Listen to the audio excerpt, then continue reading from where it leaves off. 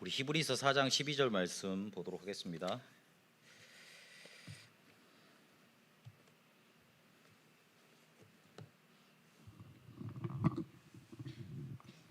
히브리서 4장 12절입니다. 같이 읽겠습니다. 하나님의 말씀은 살아있고 활력이 있어 좌우에 날쌘 어떤 검보다도 예리하여 혼과 영과 및 관절과 골수를 찔러 쪼개기까지 하며 또 마음의 생각과 뜻을 판단하나니. 아멘. 오늘은 편집 요걸 어떻게 할 것인가 말씀 보도록 하겠습니다. 지금 렘넌트 데이가 끝났고, 그리고 이 말씀을 가지시고 여러분들이 우리 렘넌트들도 그렇고 우리 사역자들도 그렇고 계속 이게 어떻게 우리가 응답되는지 확인하고 인도받아야겠습니다.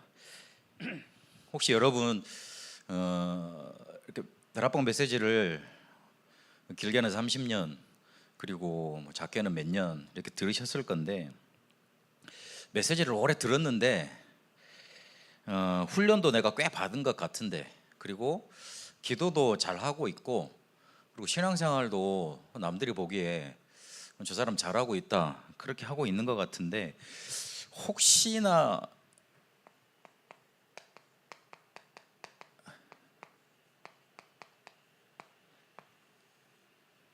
늘 같은 문제 반복된다고 느끼신다면 오늘 그 이유를 좀 찾아내야 됩니다. 남들은 교회 열심히 다닌다고 인정을 하고 있고, 그리고 남들 보기에 저 사람은 교회밖에 몰라, 그리고 다락방이라는 걸 한대, 그렇게 이제 다들 우리를 이렇게 알고 있고 뭔가 이렇게 막 인정을 하고 있는데, 문제는 늘상 나는 쉽게 말하면 갈급한 거예요. 늘상 나는 똑같은 상태로 계속 가는 거예요. 나는 변하지 않았어. 내 겉모습은 그러니까 불신자에서 신자로 변한 것 같고, 교회 일요일 날 가고 그리고 수요일 날도 가고 막 그러는데, 늘 내가 고민하는 문제 보면 근본적으로는 맨날 같은 문제예요. 그걸 한번 혹시나 그렇지는 않는지 생각을 해봐야 됩니다. 늘 같은 문제면 내 자리는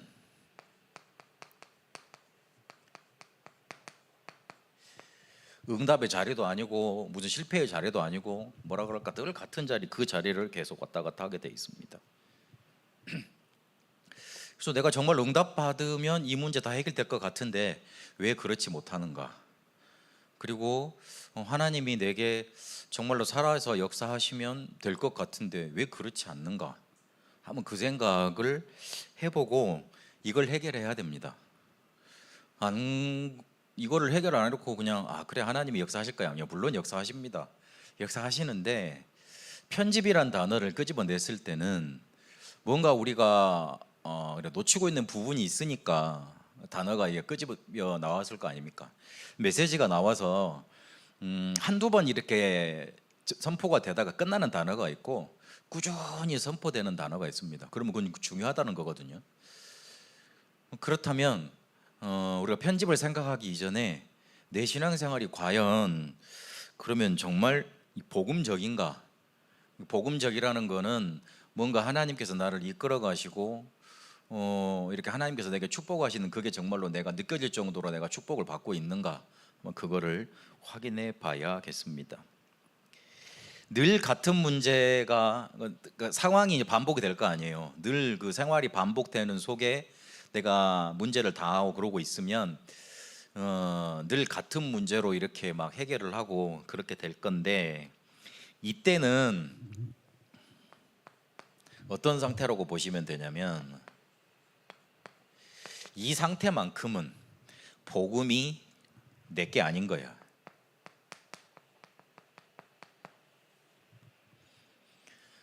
내 상태가 뭔가 이렇게 전진도 안 되고, 그리고 늘 같은 문제 속에 내가 고민하고 있고, 그리고 늘 같은 자리인 불신앙의 자리에 머물러 있다면, 응답 없는 자리에 머물러 있다면 그 상태만큼은 복음이 내게 아닌 상태인 겁니다. 이러니 내가 가진 것 가지고, 원래 가지고 있던 것 가지고 문제를 해석하고 그 해석에 따라서 해결이 달라집니다. 여기에 포인트가 있습니다. 내가 원래 가진 게 복음이면 되는데 그게 아니라는 증거로 늘 문제가 해결되지 않고 늘 그 자리에서 맴도는 거예요. 늘 기도를 해도, 늘 메시지를 들어도, 훈련을 받아도 그때뿐인 거예요. 이게 요게 안 바뀐 겁니다. 내가 가진 게. 그래서 늘 메시지가 반복되는 것 같이 느껴지고 어렵고 나하고 잘 안 맞고, 그 다음에 이것 가지고 현장 가보면 적용도 잘 안 되고, 늘 하나님의 말씀과 나는 이렇게 막 쉽게 말하면 평행 차선을 달리는 거죠. 조금만 이렇게 각도가 달라서 맞으면 되는데 평행 차선을 계속 달리는 것 같고, 그리고 응답 없는 것 같고 계속 그렇습니다. 성취감은 있어요. 뭔가 일을 교회 와서 이제 봉사를 하고 뭔가 이뤄내고 훈련을 가고 그러면 성취감이 있고 그러는데 그때뿐입니다. 그래서 오늘 이 편집이라는 걸 놓고 우리의 오랜 좀 질문들, 그리고 좀 안 되는 부분들, 과연 하나님 어떻게 우리를 인도하시려고 그러시는가 한번 근본적인 답을 찾아야 됩니다. 이 편집이 안 됐던 요셉의 형들 한번 보겠습니다. 요셉의 10명의 형들이 있었습니다. 이 사람들은 늘 그 요셉이 불쌍하게 보이지 않았습니다. 왜냐하면 자기들은 아버지한테 사랑받고 싶었거든요. 그리고 좀 이렇게 옷도 그 누굽니까? 이스라엘 야곱 집안이 부자 집안이에요. 괜찮은 집안이거든요. 떵떵거리는 집안인데 늘 자기들은 양치로 이렇게 내몰아 버리고 그 11번째 아들인 그 아들만 이렇게 소중히 여기거든요. 그러니까 늘 옷도 잘 입고 싶고, 그리고 조금 누리고 살고 싶었어요. 이 사람들은 뭐만 딱 못 느꼈냐면, 발견을 못 했냐면, 하나님이 자기 가문을 통해서 이루고자 하시는 하나님의 계획만 딱 못 보고 그것만 놓친 겁니다. 창세기 3장 15절, 이 여자의 후손을 어느 가문을 통해서 보내셔야 됐는데 그 보내실 가문으로 선택받은 가문이 어디냐, 가정이 어디냐? 아브라함 가문, 그 밑에 후대 이스라엘 가문이었습니다. 야곱 가문이었습니다. 그런데 그것만 딱 놓친 거예요. 그리고 사실상 자기들은 아버지 야곱이 봤을 때 첫째 아들이 아니에요. 야곱의 마음속에 첫째 아들은 누구였냐면 자기가 가장 20년 동안 사랑했던 여자를 통해서 낳은 아들, 라헬을 통해서 낳은 아들 요셉이에요. 그러니 다른 10명의 이렇게 형들은 번외죠. 나이만 많이 먹었지. 그래도 이렇게 태어난 사람들은 다르지 않습니까? 자기들도 아버지라고 부르고 막 이러니까 그렇지 않습니까? 그런데 그러니까 먹고 입고 사는 거 그것만 딱 눈에 보이니까 아버지가 자기들을 차별 대우한다고 생각을 했고, 그 상처가 깊은 게 자꾸만 물들어져 갔던 겁니다. 그러니까 늘 먹고 입고 뭐 이런 것만 눈에 보이니 요셉에 대해서 하나도 불쌍한 마음이 들지 않았어요. 불쌍히 여기질 않았어요. 그러니 요셉을 죽여버려야겠다고 그렇게 모의를 하고 실제로 그거를 실행을 했죠. 물론 그 상처는 이해는 됩니다만은, 이해는 갑니다. 그러나 자기 가문에 주어진 어마어마한 축복, 창세기 3장 15절 그 복음만 딱 그때 놓친 겁니다. 이러니 늘상 이렇게, 그리고 항상 요셉이 부러웠어요. 근데 야곱이 죽을 때 보면 가문 그 아들들을 하나씩 다 축복을 하지 않습니까? 나중에 이 사람들이 한 지파를 대표하는 축복을 받을 거라는 거 이 사람들은 꿈에도 몰랐던 거예요. 근데 그거를 단순히 야곱이 죽을 때만 이렇게 선포를 했을까요? 안 그랬을 거라고 봐요. 안 그랬을 거라고 봐요. 늘상 얘기를 했을 거예요.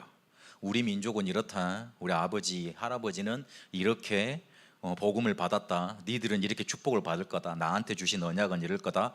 가족에서 예배 드리고 제사 드렸을 거 아니에요. 늘상 말을 했을 거예요. 그런데 절대 자기들은 일단 차별 대우를 받으니까 그 상처만 커가지고 딱 복음만, 자기들에 대한 하나님의 계획만 놓친 겁니다. 우리가 자칫 잘못하면 그리 될 수 있습니다. 그 요셉의 10명 형들 욕할 게 아니에요. 욕할 게 아니라니까요. 교회 와서 조금 이렇게 잘 되는 사람 보면 나도 모르게 마음이 쎄하든지 아니면 별로 기쁘질 않아. 왜냐면 나는 아닌데 저 사람은 잘 되는 것 같거든요. 근데 그럴 수 있어요, 잘못하면. 그렇기 때문에 복음 우리 속에다가 발견하고 편집되어야 되고, 그리고 요셉의 형들의 길로 가지 말고 하나님의 계획을 잘 보는 길로 가야 됩니다. 또 한 번 보겠습니다. 다윗의 형 중에 엘리압이라고 나옵니다. 엘리압이 큰형이었는데 그 요셉의 형이 아니다. 다윗의 아버지가 그 형들이 전쟁터에 나가 있는 거 보니까 가서 이제 전쟁 상황이 어떻게 돌아가는 거 보고, 그리고 천부장한테 치즈 주고 뭐 갖다 주고 그 증표 받아오라고 심부름을 시키지 않습니까? 아버지 명령 받아서 왔는데 가서 보니까 골리앗이 생쇼를 하고 있거든요. 그리고 뭐 여호와의 이름을 저주하고 막 그러는데, 그거에 대해서 이스라엘의 장수들과 군병들이 한마디 말도 못하고 가만히 듣고 있는 거예요. 그 어마어마한 거대한 장신 골리앗 앞에 큰 산 덩어리 하나가 있는 거였으니까. 성경에는 거의 3m 됐다고 그랬거든요. 그럼 서장훈 씨가 2m니까 그거보다 한 1m가 더 있어요. 사람이 거인이다 보면 아이고야, 그 완전 그 산 하나 서 있는 거예요. 작은 동산 하나가 서 있는 거예요. 그게 계속 큰 소리를 치면서 막 고래고래 소리를 지르니까 겁이 떨려가지고 하고 있는데, 다윗이 그걸 보고 너무나 마음에 분이 일어나서 내가 여호와의 이름으로 저거들 확 죽여야 되겠다고 나간다 그러니까, 그 소문을 형이 듣고 뭐라 그러냐면 사무엘상 17장 28절에 보니까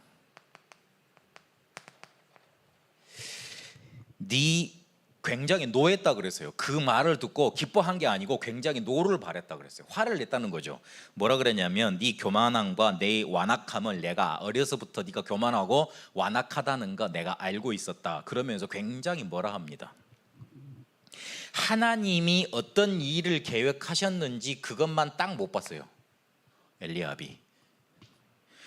우리가 말씀이 편집이 안 되면, 복음이 편집이 안 됐으면 늘 같은 문제 가지고 늘 같은 자리에서 고민하고 갈등하게 돼 있고, 그리고 그 당시에는 내 것 가지고 해석하다가 복음만 놓쳐버립니다.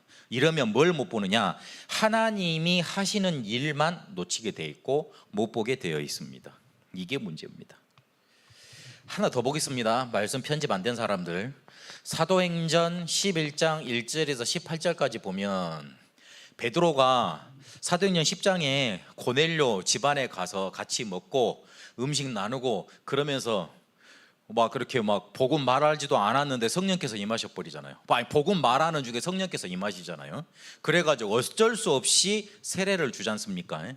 그렇죠? 근데 그거 안 가려고 베드로가 굉장히 버텼습니다. 그런데 그 보자기에 싼 것 중에 막 이렇게 환상 중에 기도하다 보니까 보자기에 쌓여서 막 이상한 게 내려오거든요. 유대인들이 절대 안 먹는 거, 그게 내려와요. 근데 그거를 자꾸 보여주고 환상 중에 거기로 가라 그래요. 그럼 사람을 보낸다고. 안 갈라 그랬는데 그거 보고 안 갈라 그랬는데 사람이 이미 와 있어. 그러니까 어쩔 수 없이 따라간 거죠. 그래가지고 어쩔 수 없이 그 사람들하고 그에게 복음 전하고, 그리고 내가 유대인으로서는 오면 안 되는데 이렇게 말해가면서 베드로가 복음을 전했습니다. 이 소식을 듣고 그 마가 다락방에 모인 제자들이 베드로 성토 대회를 하는 거예요. 지금 야, 네 유대인으로서 왜 이방인과 먹고 그렇게 마시고 그랬느냐, 그 이야기를 계속 따지는 거예요. 복음은 율법의 완성이라고 그랬는데 이 사람들은 거의 뭐 율법은 율법이다, 그래도 그렇지 율법은 지켜야 된다, 이렇게 말하면서 베드로를 막 까기 시작했습니다. 그런데 그때 베드로가 단호하게 그랬어야 됩니다. 야, 예수님께서 사도행전 1장 8절에 감람산에 우리를 모아놓고 마지막에 승천하시기 전에 뭐라 그러셨냐? 땅끝까지, 예루살렘과 유대와 사마리아와 땅끝까지 이르러 복음 전한다 그러지 않았냐? 지금 사마리아에 복음이 들어갔다, 그 다음은 땅끝 아니냐, 그렇게 말했어야 돼요. 그런데 베드로도 머리를 극적이었던 것 같아. 야, 그래, 내가 안 갈라 그랬는데 어쩔 수 없이 가게 됐다. 하나님이 그렇게 나한테 환상을 보여주고 가라 그러는데 그거 내가 어떻게 안 갈 수 있겠니? 그러면서 얼버무려 버립니다. 그러니까 사람들이 뭐라 그러냐면 그래, 뭐 주께서 역사하셨네 그러고 끝납니다. 이 사람들한테 결정적인 순간에 자기 것들이 튀어나온 거예요. 이 자기 것이 문제죠. 이 자기 것이 예수님이 말씀하신 사도행전 1장 8절이 아니었다는 것은 확실한 것 같아요. 이게 아니었어요. 그러니 뭐라 그럽니까? 왜 유대인으로서 함께 못할, 상종 못할 이방인들과 그렇게 먹고 마셨니? 그것만 계속 강조해요. 우리가 잘못하면 그렇게 됩니다. 우리가 잘못하면 그렇게 됩니다. 우리가 복음 편집이 안 되면 어느 순간에 보면 내 것 자연스레 나와 있습니다. 그게 맞다고 주장을 합니다. 다른 사람 다 틀리다고 말을 해도 나한테는 맞는 겁니다. 그렇게 돼버립니다. 그래서 우리에게 편집이 안 되면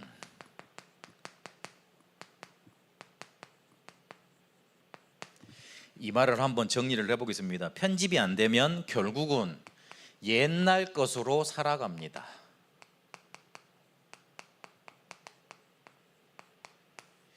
문제는 여기에 있습니다. 지금 것으로 살아가지 않고 옛날에 내가 시달렸던 거, 내가 옛날에 멸망받을 수밖에 없었던 거, 그거 그대로 끄집고 들어와서 그거 가지고 문제 해석하고 해결합니다. 지금은 안 그러시는데 제가 대학교 떨어졌다 그랬잖아요. 다락방 한다고. 다락방 한지 그때 한 2, 3년 됐을 때인가 그랬거든요. 대반에 제가 대학교로 떨어지니까 저희 어머니가 우리가 죄를 많이 지어서, 어머니한테 죄송한 말이지만 우리가 죄를 많이 지어서 하나님께 회개를 못해서 하나님이 벌 주시는갑다, 우리가 많이 회개하자 그러더라고요. 그래서 나는 그때 20살, 이제 19살, 이제 20살 넘어가는 시기인데 나 그 말을 듣고 내가 하도 기가 차서 우리가 잘못한 게 뭐 있어. 솔직히 따지면 솔직히 나는 그게 그리마음이 나오대요.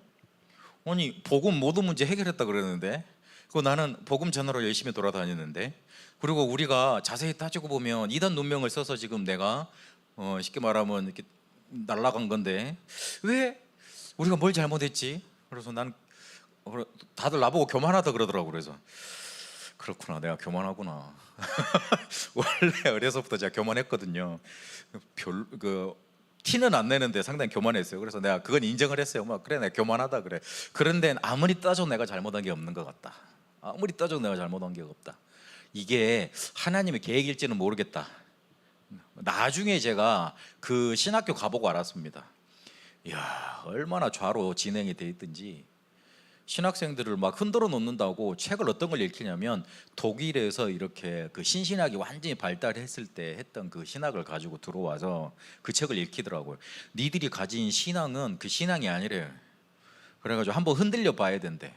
흔들리는 거를 흔들리려고 어떤 책들을 읽게 만드냐면 성경은 하나님의 말씀이 아니다, 줄기차게 말하는 그런 신신학 책들 있잖아요. 그걸 읽혀요.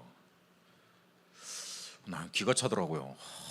나 이런 데서 내가 신학을 해야 되나? 짜증이 나더라고요. 쓱이 올라오더라고요. 그래가지고 그게 한 1년 반쯤 쌓이고 이제 본격적으로 1학년 때는 그냥 기본 과정 배우는데 2학년 때부터 이제 조금 신학 책들을 많이 읽히거든요.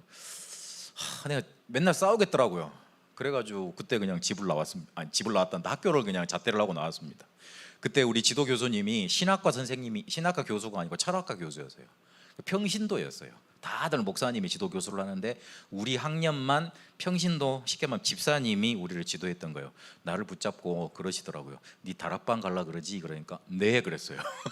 거기 신학교 생기냐? 그래서 네, 곧 있으면 생길 겁니다. 그때 신학교 안 생기고 선교사 훈련은 기본과정, 고급과정, 목회자반 이런 게 있었습니다. 그때 제가 기본과정 생겼을 때 옳았구나 싶어서 거기 들어갔거든요. 저 보기보다 다락방 많이 했어요. 오래전에 했어요. 그래가지고 그 기본 과정이 있는데 딱 요 숫자예요. 요 숫자인데 어느 정도 교실 크기냐면 요 성가대 교실 크기에서, 그때 나광수 목사님이 저희 지도하시고 막 그러셨거든요. 광주의 세계력교회에서 거기서 막 그렇게 막 훈련받고 막 그랬었죠. 그런데 그 쉽게 말하면 뭐 장학금 날라갔죠, 뭐 학교 날라갔죠, 뭐 교회 뭐 잘 할 수 있는 지위 날라갔죠. 저 솔직히 이제 그 좀 공부가 되길래 무슨 마음을 품었냐면, 그래, 하나님이 나를 미국으로 보내서 신학을 열심히 공부하게 해서 날 교수로 만드실 것 같아, 이런 꿈을 꿨거든요. 그 꿈이 날아가더라고요. 대학을 이렇게 떨어져 버리니까. 그래가지고 대반에 우리 집에서는 우리가 잘못했대. 그래서 나는 아닌 것 같은데, 이건 하나님의 계획 같은데. 근데 지금은 내 말이 맞는 게 됐어요. 내 말이 맞는 게 됐다니까. 하나님이 무슨 뭐 그런 걸 줬는지 몰라도. 그래서 조금만 우리가 잘못하면, 내가 뭔가 잘못한 게 뭐지? 혹시나 내가 하나님한테 뭔가 실수했나? 이런 마음이 드신다. 앞으로 그런 생각 금지 하시면 안 돼요. 예? 그 복음 못 붙잡는 거예요. 예? 잘못해서 하나님이 벌 주시려는 게 아니잖아요. 깨닫게 하시려는 거지. 여러분 자녀들 그렇게 이렇게 막 미워서 이렇게 벌 주고 싶으십니까? 그건 아니지 않습니까? 아니, 자녀들을 다 키우면서 왜 그러세요? 하나님은 우리 아버지라면서요. 거기서 아버지하고 관계가 안 좋으신 분들은 내가 이해를 하겠어요. 원래 한국의 아빠들은 별로 이렇게 자녀들하고 관계가 안 좋거든요. 이렇게. 저도 자녀들하고 관계가 좋을 것 같으세요? 하여튼 상상에 맞겠습니다만은, 하여튼 이렇게 그럴 수는 있어요. 그러나 하나님은 우리에게 옛날 것으로 요거 바꾸시려고 그러는 거지, 절대 벌하시려고 그러시는 게 아닙니다. 옛날 게 뭡니까? 창세기 3장, 6장, 11장 우리가 멸망받을 거 아닙니까? 사도행전 13장, 16장, 19장 옛날 문화 속에 사로잡혀 왔던 거, 그거 아닙니까? 불신자 6가지 상태. 이게 무서운 말이 됩니다. 이 말이 편집이 안 돼 있다는 말이 굉장히 무서운 말이에요. 내가 사단이 나를 마음대로 좌지우지할 수 있는 것들로 내 속에 가득 차 있다는 거예요. 그게 문제예요. 이사야 62장에 보니까 대로를 수축하라 그랬잖아요. 하나님의 축복이 올 대로가 아니고 사단이 우리를 점령할 대로를 우리가 활짝 열어주고 있는 거예요. 유 목사님 했던 말 중에 명언이 하나 있는데, 개는 아무 데다 오줌을 싸지 않는다. 그 말을 그걸 듣는데 우스갯소리로 한 말이지만 굉장히 그 있는 말입니다. 우리가 자꾸 건덕지를 주는 거예요. 옛날 거 편집이 안 되면 옛날 것 가지고 우리가 살아가야 됩니다. 그리고 요셉의 형들처럼 자꾸 남의 응답이 부럽습니다. 아이고, 저 사람 응답 받네. 저 사람 전도 잘 되네. 아이고, 저 사람 잘 인도 받네. 요것 마음만 생각하고 부러워하다가 우리 인생 못 살고, 남의 인생 부러워하다가 그냥 주인공 삶은 하나도 살아보지 못한 채 그냥 사이드 인생만 살아가게 돼 있습니다. 그렇지 않습니다. 이번 그 목회 대학원부터 시작을 해서 RTS 동문 집중 훈련 그렇게 시작을 하면서 유 목사님 무슨 메시지를 강조하셨냐면, 헤븐리 탤런트, 헤븐리 파워, 헤븐리 탤런트, 헤븐리 미션, 요걸 말씀하셨어요. 우리는 각자 하나님이 주신 하늘에서 내린 탤런트가 있습니다. 각자 하나님은 각자의 인생을, 각 인생을 주인공으로 주역으로 만드시려는 계획이 있어요. 그런데 내가 그걸 못 찾으니까 자꾸 남의 거, 편집이 안 되니까 남의 거, 남들은 잘 되는 것 같거든요. 그렇지 않아요. 남들도 다 힘든데 그냥 포장하고 있는 거예요. 그리 보셔야 돼요. 솔직히 와서 다 이렇게 속사정들을 말하지 못하잖아요. 알면, 혹시 들어보면 내가 더 응답 많이 받는 것 같은데, 그럴 일들이 많을 겁니다. 그래서 지레짐작하지 마시고 딱 내한테 주신 하나님의 것, 하나님의 미션, 그것만 찾으세요. 남 부러워할 일이 아니에요. 내가 응답 받아야 돼요. 대부분 막 이렇게 그 다락방 교회들마다 내가 가보면, 제가 교회를 많이 거쳤으니까, 남들 교회가 시스템이 다 잘 돼 있대. 그래서 그걸 막 배워와야 된다 그런 말 하더라고요. 내가 보기에는 본인들이 다 사명자들인데, 내가 보기엔 본인들이 다 이렇게 대단한 사명자들인데 왜 그걸 모르지? 그렇더라고요. 그리고 편집이 안 돼 있으면 열매만 안 맺혀집니다. 그래서 내 것을 진짜로 못 만들게 됩니다. 그러면 편집이 되면 어떻게 하나님이 우리를 인도해 가시느냐? 내 것, 내 것이란 말은 하나님이 나에게 주신 것, 요게 발견이 됩니다. 이것을 찾게 됩니다. 그리고 요것을 찾아야지만 나의 것, 내 것을 찾아야지만 하나님이 나를 이끌어 가시려는 미션의 방향이 잡힙니다. 사도행전 1장 1절에 오직이라는 게 내 것 돼야지 1장 3절에 하나님의 나라가 임하는데요, 그걸 내게 적용해 보면 나에게 하나님이 주신 나의 것이 발견돼야지 내가 가야 될 미션의 방향도 정확해집니다. 그걸 할 수 있도록 사도행전 1장 8절에 성령 충만 주시겠다고 약속을 하신 겁니다. 내 것이 찾아지니까 다윗의 형은 굉장히 다윗을 보고 화를 말했지만, 요나단 보세요. 다윗의 친구 요나단 뭐라 그랬습니까? 이 사람은 네가 왕이 될 거야. 자기가 충분히 왕이 계속 1인자잖아요. 다음에 이렇게 쉽게 말하면 세자, 황태자 아닙니까? 그런데 나는 하나님이 선택해 놓은 왕이 아니고 너를 하나님이 이스라엘의 왕으로 선택하셨어. 자리를 다 양보하잖아요. 그것도 진심으로. 그렇게 됩니다. 이게 하나님이 주신 내 것이 발견되고 미션의 방향이 이렇게 뭔가 발견된 사람의 고백입니다. 자기의 미션은 왕이 되는 게 미션이 아니고 다윗을, 내 친구인 다윗을 왕 만드는 게 하나님이 나를 왕의 아들로 태어나게 하신 목적이야, 방향이야, 그렇게 깨달아졌던 거예요. 요게 발견돼야 됩니다. 그렇게 발견되게 되어 있습니다. 그리고 편집이 되면 이번 리더 수련회 때도 유 목사님 말씀 주셨지만 플랫폼이 만들어지게 되어 있습니다. 이사야 60장 4절에서 5절까지 보니까 네 딸들과 아들들이 원방에서 몰려올 것이다. 배들이 몰려올 것인데 거기에 재물들이 가득해서 올 것이다 그랬어요. 플랫폼이 만들어지기 때문에 하나님이 내게 만들어진 그 플랫폼을 향해서 모든 축복을 몰아다 주시게 돼 있습니다. 사람이 보고 알게 되는 축복이 계속 나타나는 겁니다. 그리고 내게도 하나님의 말씀이 성취되는구나, 요게 확인됩니다. 창세기 28장 16절에 보니까 야곱의 고백이지요. 그 베델에서 잠들었다가 사닥다리를 보잖아요. 그 사닥다리는 자기가 누운 곳에서부터 하늘 보좌에까지 연결된 그 다리입니다. 예수 그리스도를 뜻하죠. 거기에 천사들이 왔다 갔다 오르락 내리락 하는 것 봤다. 꿈에서 깨어서 뭐라고 고백했냐면, 과연 하나님이 여기 계시거늘 내가 알지 못하였도다, 그렇게 말을 합니다. 얼마나 다급했겠어요. 형이 나를 죽이러 오는데, 형 성질을 잘 알잖아. 진짜 죽일 것 같아. 그러니까 밤에 기름 하나 챙겨준 거, 기름병 하나 놓고 챙겨가지고 그냥 아무 챙기도 없이 호련단신으로 뛰쳐나오지 않습니까? 뒤에서 이렇게 늑 따라오는 것 같아. 그러니까 막 달리다가 너무 지쳐가지고 한 곳에 자리를 잡고 그냥 잔 게 아니죠. 그냥 완전히 쉽게 말하면 골아떨어져 버린 거죠. 막 쓰러져 버린 거죠.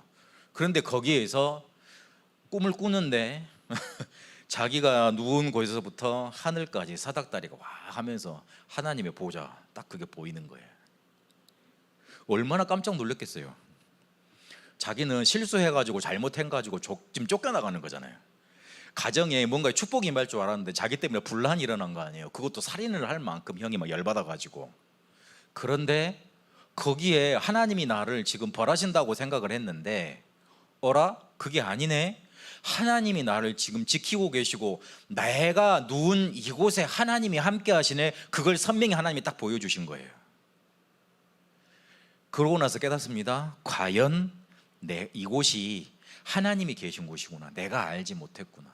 저는 그 뒤에 막 기름 붓고 그거보다 그 단어가 저한테는 더 크게 다가오더라고요. 그 기름 부은 거는 자기가 하나님이 함께 계신다는 확신의 증거로 부은 거 아닙니까? 그거 없으면은 가서 길도 가지 못 가. 노잣돈이 돼, 쉽게 말하면. 그거 다 드릴 만큼 그렇게 자기 마음속에 확신이 차 있었다는 거 아닙니까? 편집이 되면 우리에게 뭐가 확인이 되느냐? 하나님이 지금 나와 함께 하신다. 우리와 함께 하신다. 그리고 모든 것 통해서 함께 하신다. 그게 누려지게 되어 있습니다. 그래서 편집이 안 되면 옛날 것으로 살아가야 된다. 편집되면 하나님이 주신 것으로 살 수 있다. 그렇게 정리를 하시고 인도받아야겠습니다. 이러면 편집을 과연 실제로 어떻게 해야 됩니까? 그런 질문이 나오겠죠. 유 목사님이 어떻게 하셨는가 한번 보도록 하겠습니다. 유 목사님이 이번에 렘넌트 리더 수련회 때 본인이 편집한 걸 그냥 짧게 쭉 이야기를 하셨어요. 짧게 하셨어요. 뭐라고 그러셨냐면, 내가 전도 운동을 해야 되겠다고 생각을 하니까 이거를 책과 다른 훈련을 통해서 배워야겠더라. 그래서 내가 한글과 영어를 자유스럽게 쓸 수 있으니까 한글로 된 거, 영어로 된 거 다 읽어봤다. 책을 다 읽어보고 자료를 다 읽어봤다. 그리고 훈련을 다 받아봤다. 그런데 내 마음속에 이거는 아니라는 답이 나오더라. 그래서 결국은 성경에 답이 있구나, 그렇게 돌아가지더라. 이러니 본인에게 뭐가 형성이 됐느냐? 나한테 플랫폼이 생기더라. 하나님이 제자들을 영도로 막 데려다 주시는데 그때부터 지금까지 오게 됐다, 그렇게 말씀을 하시더라고요. 이 부분을 한번 잘 생각해 봐야 됩니다. 유 목사님이 편집을 말씀하실 때 실제적으로는 말씀으로 편집을 하고 거기에다 하나 더 붙였습니다. 자료. 요걸 계속 강조를 하셨어요.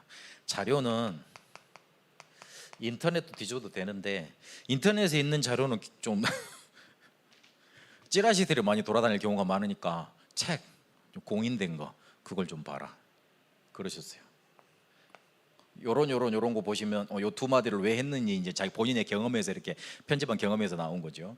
그리고 계속 말씀하시는데 그거 말하잖아요. 호흡.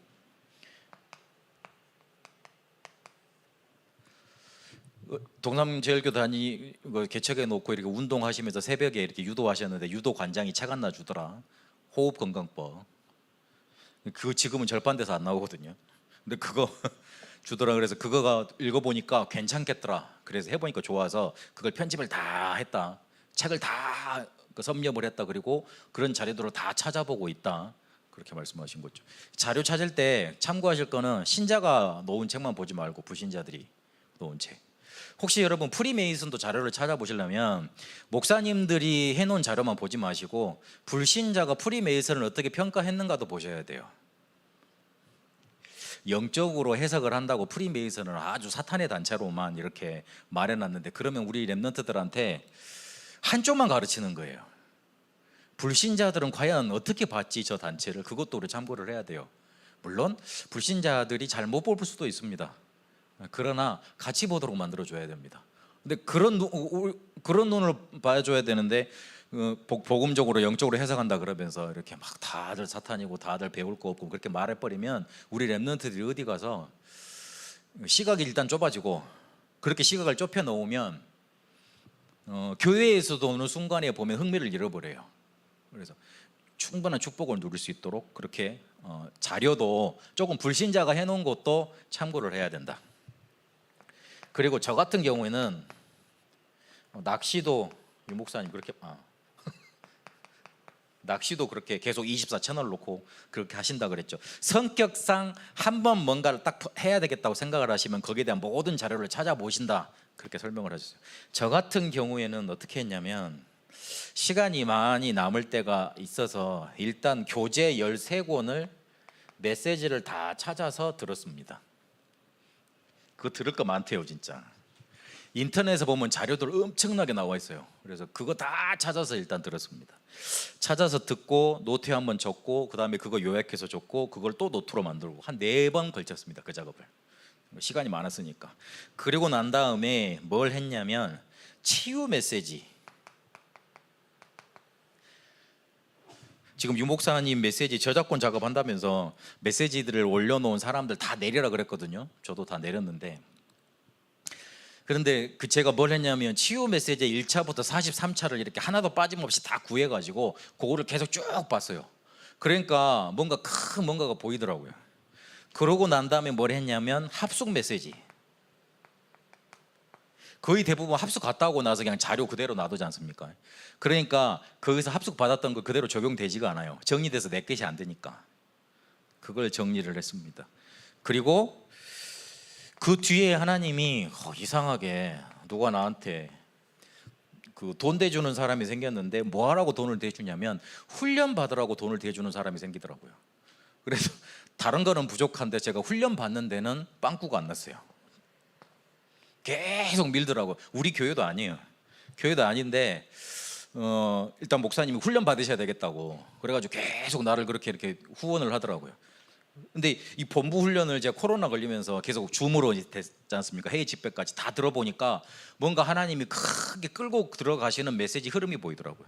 저는 이걸 통해서 뭐가 보였냐면 하나님이 이 전도단체와 나를 이끌어가는 흐름이 보였습니다. 근데 그렇게 딱 편집이 되더라고요. 어느 순간에 메시지 계속 듣고 있는데 내가 예전에 계속 이런 상황이면 이렇게 포기를 하고 낙심을 해야 되는데 그렇게 안 가지더라고요. 그러니까 예전 것으로 안 돌아가 있어요. 같은 문제가 오는데 같은 자리로 안 가 있어요. 그리 되더라고요. 그래서 실제로 여러분이 이걸 편집을 어떻게 하셔야 될까 할 때 적용을 좀 시켜야 되겠는데, 여러분이 하실 때는 제일 중요하게 생각하실 게 강단 메시지입니다. 강단 메시지를 하루에 한 번 이상 들으시고 계시다면 편집 잘 되고 계신 거예요. 그게 정상이에요. 하루에 한 번씩 듣고 있다. 아니면 하루에 한 번씩 깊이 생각하는 시간이 있다. 그게 있어야 됩니다. 왜냐하면 하나님은 강단을 세우셔서 줄기차게 강단에 세우신 목사님을 통해서 복음 그리고 우리한테 필요한 메시지를 전달해 주고 계십니다. 제가 저번에도 강조를 했습니다마는 제 신앙 기준에는 그래요. 강단에서 은혜 못 받으면 다른 데서 은혜 받거든요. 그 사람은 신앙생활 제대로 못하고 있는 거예요. 제 기준에는 그래요. 그래서 세우신 붙여주신 교회에서 나를 가게 하신 교회에서 은혜 받아야 돼요. 근데 그거는 목사님을 좋아하고 목사님을 잘 섬기고 내 신앙생활 잘한다는 그게 아니고 근본적으로 하나님을 믿는 거예요. 하나님이 나를 소망 있는 교회로 부르셨다 이거예요. 하나님이 나를 위해서 우리 담임 목사님을 세워놓으셨다는 거예요. 그게 인정이 된다는 거예요. 그래서 근본적인 그 믿음이 없으니까 그게 틀려지니까 그게 신뢰관계가 안 생기니까 쉽게 말하면 메시지도 잘 안 들리고 어렵고 자꾸만 내게 쉽게 말하면 오해가 돼서 들려옵니다. 분명히 제가 강조 드립니다마는 그 엘리야가 이제 승천하려고 그럴 때 뭐라 그랬냐면 내가 다 안다 그랬어요. 뭘 안다 그랬습니까? 엘리야가 승천할 걸 내가 다 안다. 그래도 쫓아간다 그랬습니다. 근데 상대들이 뭐라 그럽니까? 야, 그 선지자 올라간다 그러잖아. 지금 여기서 우리가 해야 될 일이 있잖아. 여기에 머물러 그럽니다. 그 말 뜻이 뭡니까? 야, 저 1세대는 이제 갔잖아. 엘리야는 사라지는 사람이잖아. 그러면 이제부터 우리가 뭔가 해야 될 일을 잘 꾸며야지. 우리 지금 조직들 있잖아. 그 조직들을 좀 돌봐. 이거를 네가 어떻게 꾸려갈까? 네가 리더라면 우리를 어떻게 이렇게 잘 조직을 해서 자리 배정을 하고, 그 다음에 너는 뭐 이렇게 뭐 교무과장 맡아라, 뭐 서무부장 맡아라, 뭐 너는 재정 관리해라. 그걸 조직을 잘 짜서 미래를 일을 준비해야지. 네가 지금 그걸 해야지. 왜 앞으로 갈 사람을 그렇게 따라다녀? 그 말이었던 거예요. 근데 엘리사는 보기에 조직을 잘 짜서 앞으로 어떻게 꾸려 나갈 것보다, 좋은 사람들을 많이 이끌어서 좋은 걸 하는 것보다 저 앞선 세대가 가졌던 성령의 충만이 내게 임하지 않으면, 그 영적인 갑절의 역사가 내게 임하지 않으면 앞으로도 소용없다, 이렇게 깨달아진 거예요. 사람만 많으면 뭐예요? 그렇잖아요. 조직 탄탄하면 뭐합니까? 결국은 흑암도 못 막고 하나님의 일도 못하는데, 앞으로 어떤 목사님 오셔도 괜찮아야 됩니다. 잘 생각해 보세요. 하나님, 우리는 좋은 목사님이 필요해요. 그런데 하나님이 좋은 목사를 보내겠어요? 아니, 목사님 무슨 말이에요? 그러실지 모르겠는데 잘 생각해 보세요. 하나님, 저는요 어떤 목사님이 오시더라도 하나님이 보내신 목사님인 줄 알고 나는 그 목사님을 도와서 이 연수 남동 살리고 내 지역에 전도운동하고 렘넌트 살리고 세계복음 하겠습니다. 어떤 데 좋은 목사님을 보내겠어요? 어떤데 진짜 목사를 보내겠어요? 하나님, 우리는요 이런 목사여야 돼요. 우리 좀 이렇게 잘 이해해주고 좀 이렇게 좋은 메시지도 해주고 좋은 저기도 잘 꾸리고 좋은 목사를 보내주세요. 좋은 목사가 뭔지는 모르겠는데 일단 그런 목사님을 보내주세요. 그런데 좋은 목사를 보내겠어요? 진짜 목사를 보내겠어요? 아니면 하나님, 우리는 괜찮아요. 어떤 목사가 와도 우리는 그 목사님 따라서 우리의 생을 걸고 복음 전할게요. 우리가 어떤 마음의 결단을 따르냐에 따라서 하나님이 어떤 사람을 보내느냐, 어떤 사람을 이렇게 인도하시느냐, 그게 결정이 됩니다. 이해되셨습니까? 아멘. 진짜 그래야 됩니다. 우리의 믿음이요 다른 사람들 같이 하나님이 좋은 것 주면 그래 하겠습니다, 하나님 내게 응답하시면 하겠습니다, 그 정도 수준이면 안 돼요. 동네 복음화도 못합니다. 진짜 목사님 맨날 말씀하시는 대로 하나님 괜찮습니다, 나는 어떤 문제 와도 하나님의 말씀 딱 편집해 놓고 하나님이 주신 것 찾아서 하나님의 일을 하겠습니다, 딱 그리 마음의 결단 먹어버려야 돼요. 그러면 하나님이 뭘 하다 주십니다.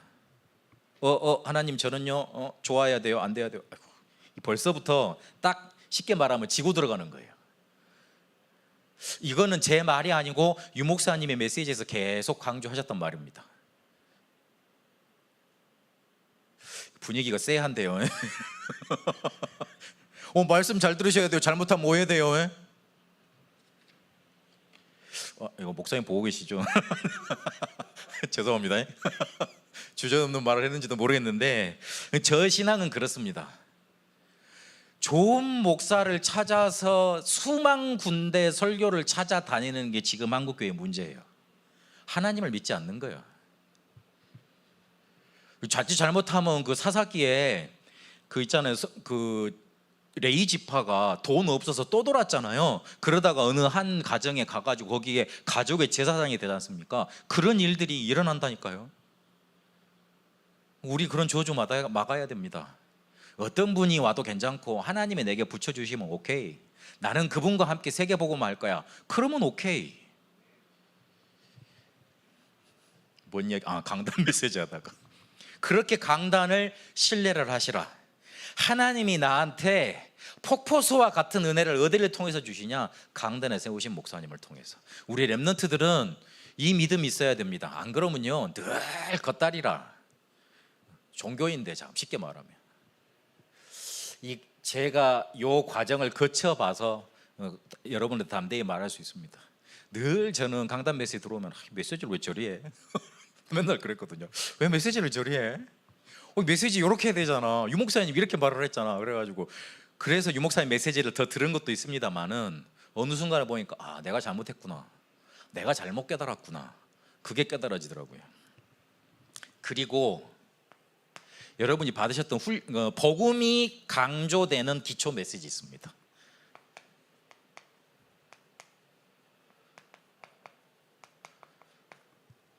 영접의 의미와 실제라든지 아니면 구원의 길이라든지 있습니다. 제가 지금 40일 집중훈련을 3팀을 돌리고 있는데 한 팀 1차가 저번 주에 끝나가지고 두 번째 팀 이제 그 2차를 지금 진행하고 있는데, 뭘 시켰냐면 복음 편지를 유 목사님이 2007년도에 주일 2부 때 40강 정도를, 그러니까 한 그 만남당 4번씩 강의해 놓은 게 있어요. 근데 지금 그거 유튜브에 안 돌아다니거든요. 네, 그걸 제가 갖고 있어요. 그래서 그걸 하나씩 이렇게 보내고 있어요. 그런데 뭐라고 고백을 하냐면 목사님이 말해주었던 거 이렇게 체계적으로 정리가 돼서 너무 좋네요 그러더라고요. 완전히 영접한 지 2달밖에 안 됐거든요. 그래서 가망성 있네, 좀 그렇게 생각하고 있어요. 괜찮네. 일단 본인이 가지고 있던 그 문제는 좀 괜찮아진 것 같고, 그래서 내가 계속 밀어붙이고 있어요, 깨달아지길래. 그렇게 복음이 강조되는 기초 메시지 있습니다. 그거를 계속 찾아서 들으세요.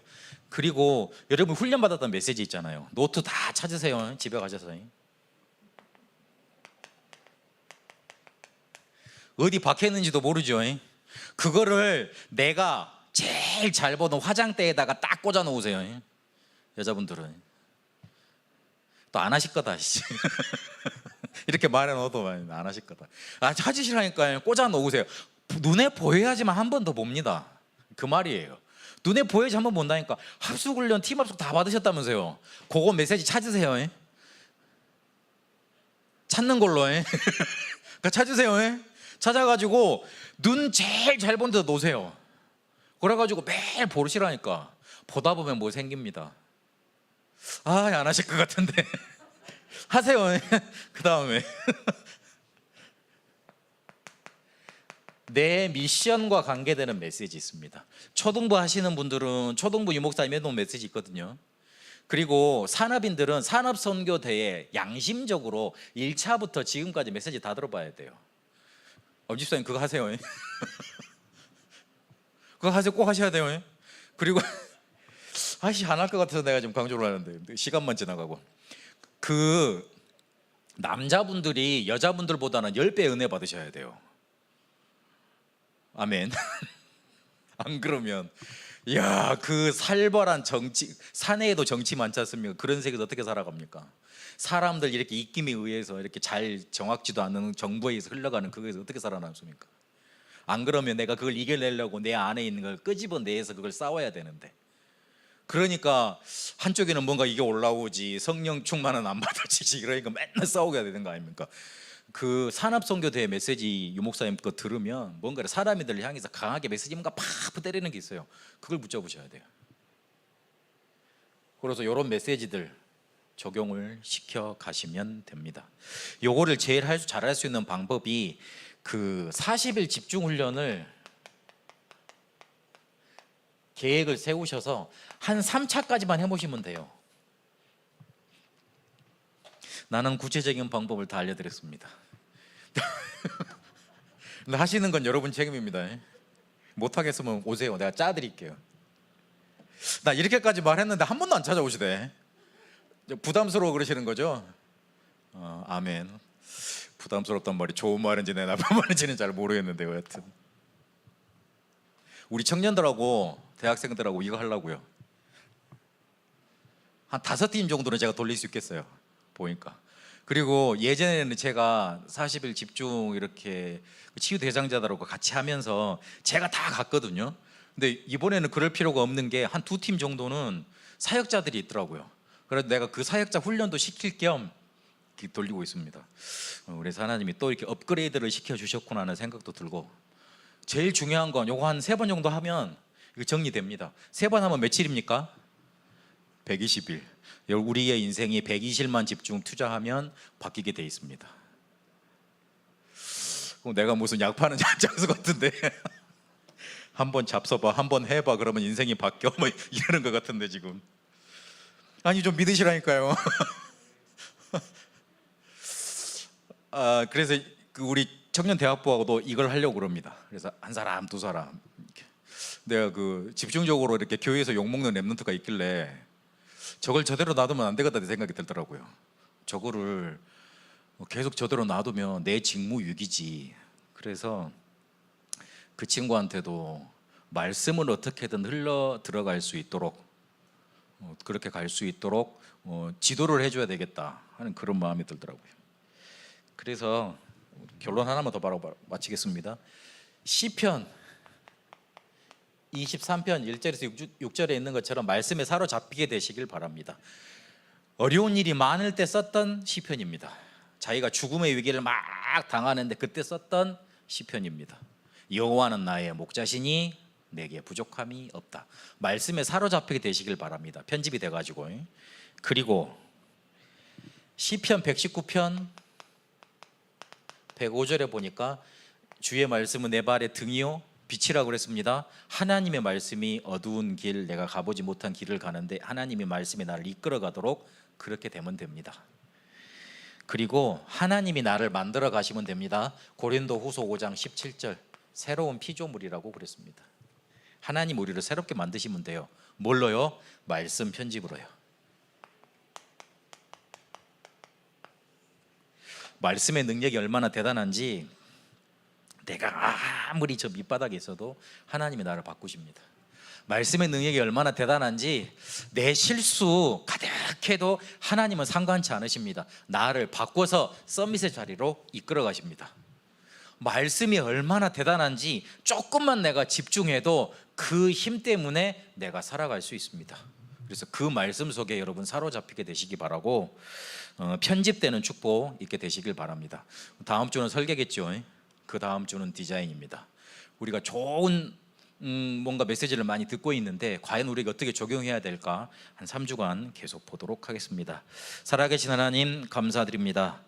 하나님의 말씀이 나를 사로잡고 나를 이끌어가고 나를 만드시는 언약의 여정 가게 하여 주옵소서. 근본적으로 말씀으로 내가 살아나 남의 것만 부러워하고 옛날 것으로 사는 것이 아니라 하나님이 나에게 주신 것, 나에게 만들어주신 플랫폼 찾아 누리게 하여 주옵소서. 과연 하나님이 여기 계시다 그렇게 고백될 수밖에 없도록 하나님이 나와 함께 계시는 것 말씀으로 확인되게 하여 주옵소서. 살아계신 우리 주 예수 그리스도의 이름으로 기도합니다. 아멘.